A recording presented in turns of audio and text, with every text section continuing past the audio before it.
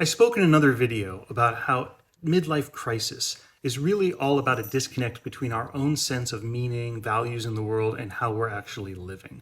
And this commenter asked about my own journey, hopefully to serve others. And I will share mine, but with one caveat, which is I want to recognize the enormous privilege that I had to have access to education and time to do this exploration in the way I did that many do not.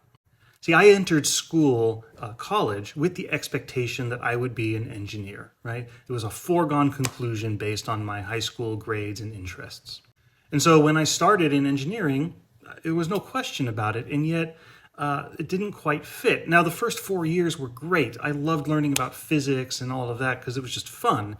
But the moment grad school started, I started getting really depressed. It got to the point where I was crying myself to sleep and in the morning before I got out of bed.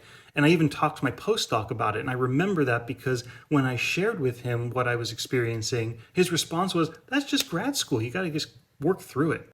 And so I did work through it for 3 full years of misery before my grades started to drop. I was a straight A student in undergrad, but near the end of my grad school work there, I was getting C's and D's and in danger of dropping below the 3.0 minimum needed to stay in the program. Now, fortunately, I had an amazing PI, principal investigator, who was extremely supportive. And I remember talking to him about it at that 3 year mark. And he gave me a catalog, because back then they were all on paper, like this thick. And he said, go through this and highlight the classes that look interesting to you and cross out the ones that don't. And let's see if we can find a theme. And that's how I ended up picking neuroscience as my replacement doctoral program. And I switched, and my advisor agreed even to stay on as my advisor for a while because it was a multidisciplinary lab.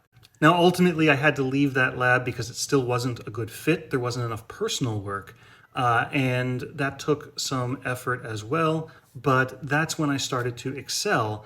And in particular, my PI also encouraged me to go work on the crisis hotline. And that's where I really started to see my passion for doing personal work as a clinician, right, rather than just as a researcher.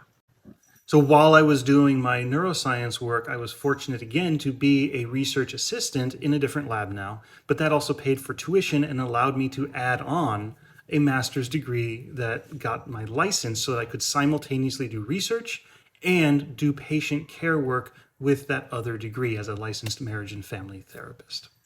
I love my work now. I love doing research in this field. I love working with clients. I love doing the teaching work that I'm presently doing.